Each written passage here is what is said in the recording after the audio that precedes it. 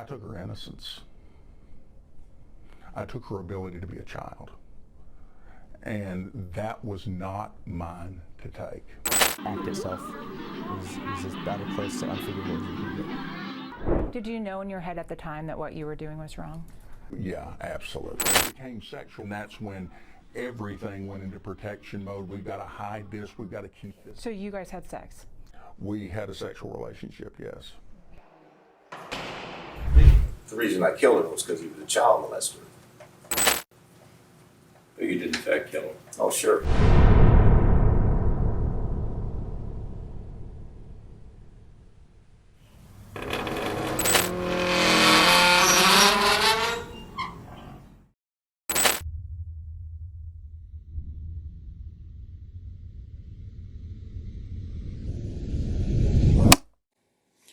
If it came down to a vote, and it was you who would break the tie, what would you vote for? What reasoning would you suggest to convince the public that you made the right choice? What if the thing you had to vote for was the sexual abuse and death of a child? Naturally, no one would try and vote for such a thing. Today, we will go over the exception. Those who fight for the plans and legalization of child sex relationships.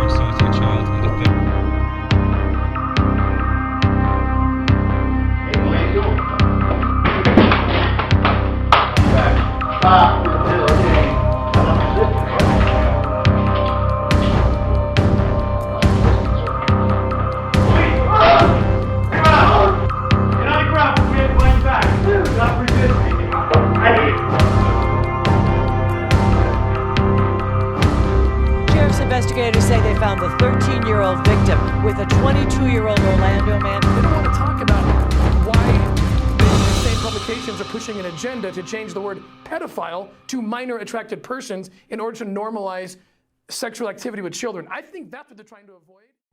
Disclaimer: the following content contains dark, mature themes. At any point, if you feel uncomfortable or uneasy, please feel free to stop watching. This video is not intended to be watched by kids. And remember, this is an informatory video document, and in no way is this intended to harm or corrupt those involved.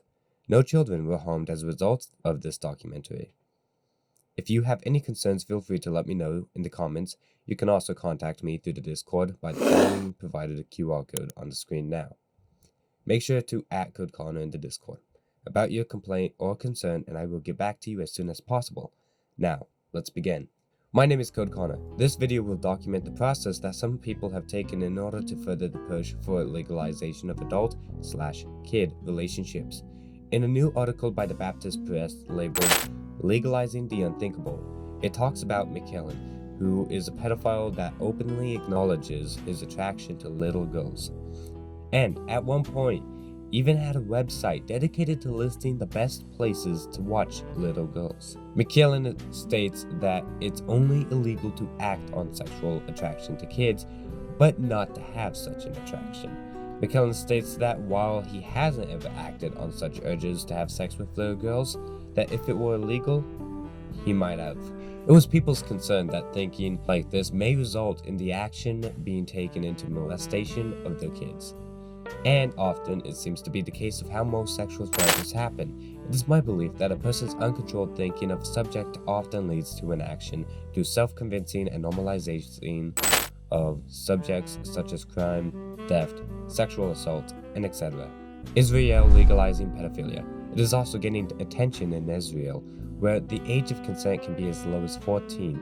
Avi Moez is a far-right lawmaker accused the Justice Ministry of normalizing pedophilia by altering Israel's age of consent. However, Moez is not the best indicator of judgment, as he describes the LGBTQ as perverted pedophiles, and within them all being MAPs. It is within my best judgment to only section the pedophiles instead of promoting any group itself in its entirety as pedophiles, as that can spread or dilute the usage of the term pedophile. Abusers versus the court. An infamous case from the 90s involving a school teacher named Mary Kay, and I'm not even going to try and pronounce that last name because goddamn. Mary Kay had a sexual relationship with a student who was 12 years old at the time. She was convicted and imprisoned after serving her sentence. Another instance was Jerry Sandusky, former Penn State assistant football coach, who was convicted in 2012 of sexually abusing underage boys over a 15-year period. The case gained significant attention over his high profile, and it was thought that some within the university were aware but did not act against him.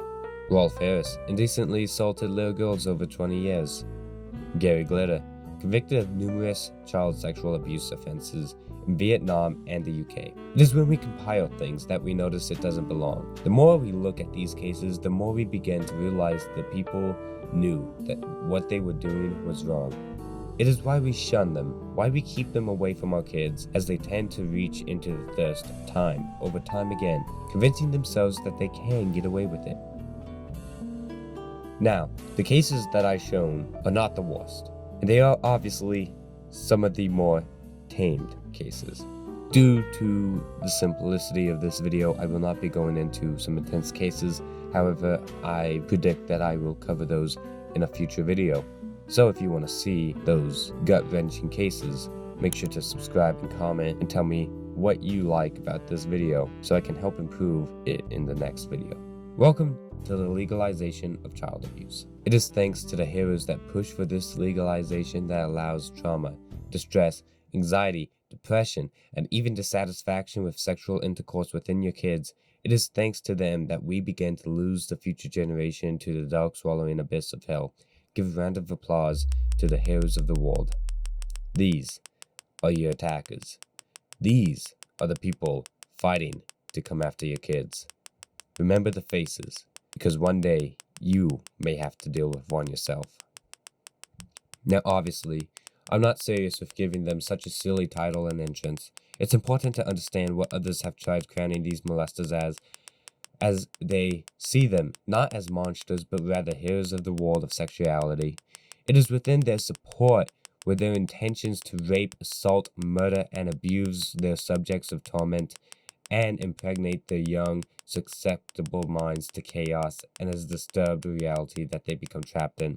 Sometimes these victims seek a way out, and unfortunately, some find their way out better than others. Now, I will not be showing the faces of these kids. These are the victims that did not make it out. Some kids are murdered by their attackers, but some take matters into their own hands to relieve that pain that was forced onto them. And yet, there's people out there who fight for the legalization of such abuse. Organizations were formed to garner support for pedophilia and its legalization in the late 1970s. The NAMBLA was founded, North American Man/Boy Love Association. They heavily advocated for the abolishment of the age consent laws. This group is a pedophilia and pederasty advocacy organization and goes against the conviction of men who had sexual contact with minors. The organization no longer holds regular meetings since the late 1990s. This was in order to evade police interfering with their goals. December 1977, police raided a house with members of the NAMBLA in Boston. 24 men were arrested and indicted on over 100 felony counts of statutory rape of young boys. Around their age 8 to 15, these boys were convinced through drugs, video games, before being photographed. Children were also being engaged in sexual conduct. Curley versus NAMBLA. Robert and Barbara Curley had their son Jeffrey Curley stalked by members of the NAMBLA, the same members who advocate for the abolishment of the age consent law. These same members stalked him. He would be stalked before being tortured, murdered, mutilated around the 1st of October 1997. The parents would take action and sue the NAMBLA for the wrongful death of their son. The lawsuit was later dropped. The NAMBLA was also described by many members as training grounds for adults who wish to seduce children and exchange strategies to groom children. NAMBLA also sold a Rape and Escape manual. This helped give details on how to avoid conviction for rape. The group also received much support, with some even stating, "I fail to see what is wrong with the erotic fondling at any age." Even South Park would make an episode about the group labeled Cartman Joins NAMBLA. Here's a chat room. Men who like young boys. That's perfect. Hi, everybody. I am a young boy seeking an older male for good times. I am 8 years old and would like...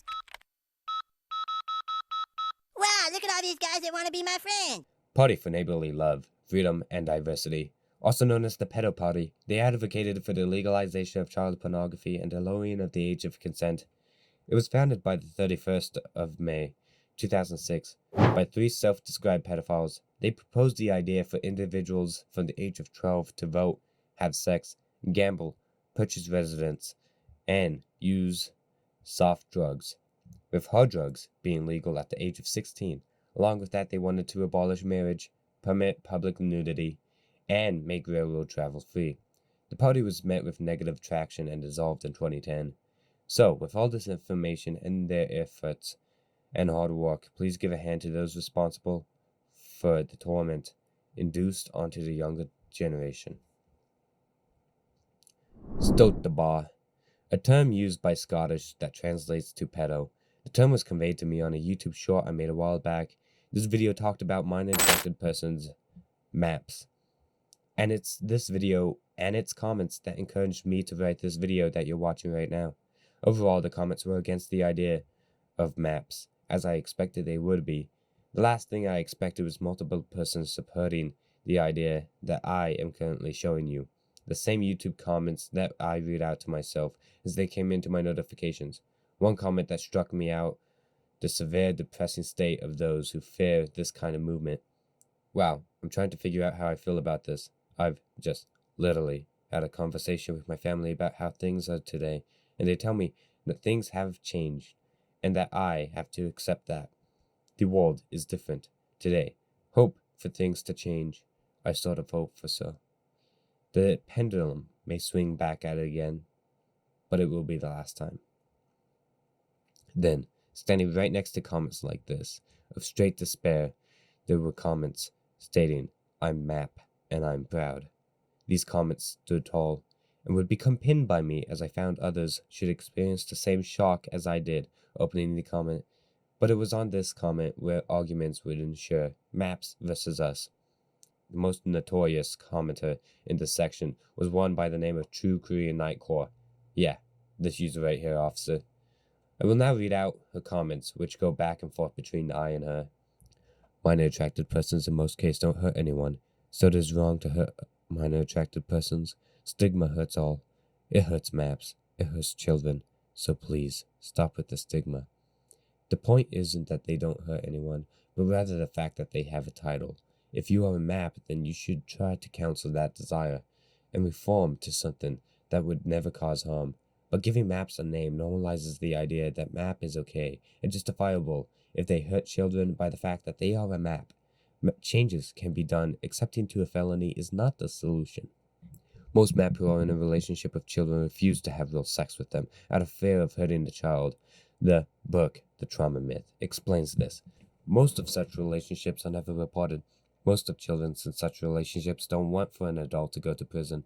If such relationships were illegal, there would be more education about it available to both MAP and children. Society can legalize friendly relationships and ban abusive ones.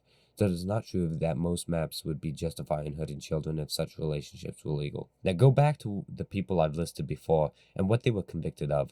And look at this comment. If this person was on a jury, she'd vote for the pedophile. Another thing to point out is her contradicting comments. However, it is stated that most are never reported, leaving a trench of grey musk hiding a larger amount of horrors. But a child cannot consent, nor fully understand a relationship, I say. That's why there's a legal age for sex, drinking, smoking, and even running for president. A child should not be able to be in a relationship with someone over the age of 18 due to the implications of sexual desire. She responds, children will be in relationships, either other children or with adults. 30% of children in the USA had sex before age 16. 50% have watched porn before 13. Making relationships illegal places a stigma that hurts everyone in those relationships. MAPs have to endure torture in prison. They also have to deal with the stigma in the teenage years when they realize that society considers them a monster and they struggle to make sense of what they are. Abusive relationships should be illegal. Children cannot consent. It doesn't mean that friendly and loving relationships should be illegal. This comment hurts my brain. It makes me contemplate any solution to this problem. Let's go over the contingencies.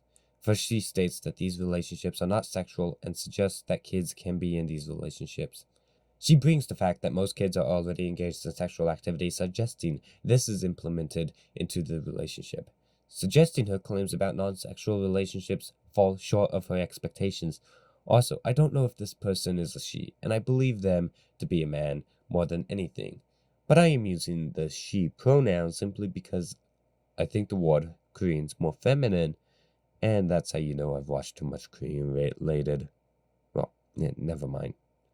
This person jumps around the idea that kids aren't having sex with adults, but sprinkles enough to show her true intentions of wanting legalized friendly relationships with kids.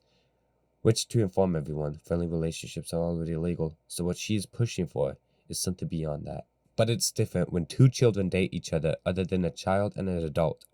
Those same adults, instead of looking to hook up with children, should look for people their own age, or of the legal age of consent, because with those same statistics you threw at me, there's 85% of in-person meetings between a minor and a MAP who have hands-on sexual experiences, with 60% of MAPs who have interacted with minors online gaining illegal CP, 34% of encounters involving sexual roleplay, and over 7,000 reports in 2022 of MAPs inappropriately interacting with minors. Most of those numbers are probably bullshit, but it gets my point across that in her, actually, those bullshit percentage shit. I guess what I'm trying to say here is she throws numbers at me that mean absolutely nothing. So the numbers I throw, while show a good representation of the community, are also bullshit, just as hers. And that these numbers could be way worse or way more tamed, and that it is within our best judgment to guess, because that's where it falls down to. She responds, making loving relationships illegal means that stigma affects children in those relationships. Most of such relationships are never discovered. Stigma harms children who are in such relationships. MAPs go to prison where they are tortured and raped. Banning loving relationships causes harm. MAP cannot simply change their attraction. It is difficult to date adults if you are not attracted to them. Even more problems with this comment. How did you get your numbers about adult and minority relationships if most said relationships are never discovered? The other problem is that you now use loving instead of friendly relationships. This is now something completely different from your first proposition. And you make it clear that this is with sexual intent with minors, so your claim that most don't hook up for sex has become obsolete at the expense of your own fingers. Now we introduce someone who's fighting hard against this pedophile. Cody Young. And the stigma you're putting on these children is the fact that you think that they want this relationship, or that thoroughly that it's alright for them to be a part of something like that. You're hurting children, and you don't even care to realize this. No matter your justification, it is wrong. No matter how you feel, you can't change yourself. You can. You only choose not to. God, my fucking throat is as sore as a hook. Making loving relationships illegal hurts children at MAP, and most of those in the relationships are never discovered, but stigma affects them as they know it. It is not approved by society. Some children have sexual urges. It is already stated that 50% of children watch porn before the age of 13. If your goal is to decrease harm, then you shouldn't even cause more harm. It's almost as if she compiled her argument to crumble. She here makes it clear that once again, that these are loving relationships. She deepens it worse by stating the fact that children have sexual urges. So her claim that this isn't about sex clearly is false or flawed. And once again, she states that children are already watching porn, so why not go fuck some adults? Cody Young. That doesn't mean it's an adult's job to satiate a child's sexual urges and nor does it make it right to be attracted to their vulnerability. So, how come when you describe loving relationships with children, you sneak in the fact that it is caused by sexual attraction? And if it is a loving relationship, why does the age matter? If the map is supposed to stop loving the child when the child matures and becomes old, it doesn't sound very loving. Sexual attraction is what causes the relationship to start. Some adult attracted persons would be attracted to most 20-year-olds, much more than that they would be to 80-year-olds. People have a certain age of attraction. It's not just map. Breaking a relationship is harmful. If the two people are together for a long time, there's an emotional attachment. People should not marry or divorce, even if the person stops being attractive to them after years passing a marriage. This is where most of the comments stop, so let's analyze this last comment here. She states that this starts with sex, and that is the starting point of the relationship. I disagree with the statement that sexual attraction is what starts a relationship to start. There's factors such as compatibility and comfort, and so much more than just sexual attraction. Another important thing about this user is that they seem to have heavy support of communism and North Korea supremacy, which I find ironic at the time of commenting these, as I'm sure she had a trans flag as the profile picture, but I'm pretty sure Kim Jong-un ain't about that. But after all this writing and recording, it gets us nowhere. And when comparing the growth support for pedophilia, attention and awareness, maybe, but it doesn't help the scale from growing. Maybe a solution is out there to create the perfect community, but it's wishful thinking for a future generation to be safe. So until any updates or such, this is goodbye. If you or a family member have experienced sexual trauma, please call the National Sexual Assault Hotline at 1-800-656-4673 or visit RAINN.org for support or resources. I hope you enjoyed the video. Please make sure to subscribe and like. And I'm sorry if my voice sounded raspy or if my words kind of merged together. I just recently started feeling better from having what we think might be coronavirus. We're honestly not too sure.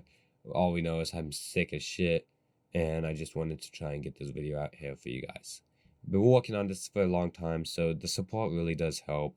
You never know how far a like on a video will take you. Anyway, if you guys enjoy the video, just make sure to leave a comment and let me know what I can do to better improve it for next time. Adios, and I'll see ya.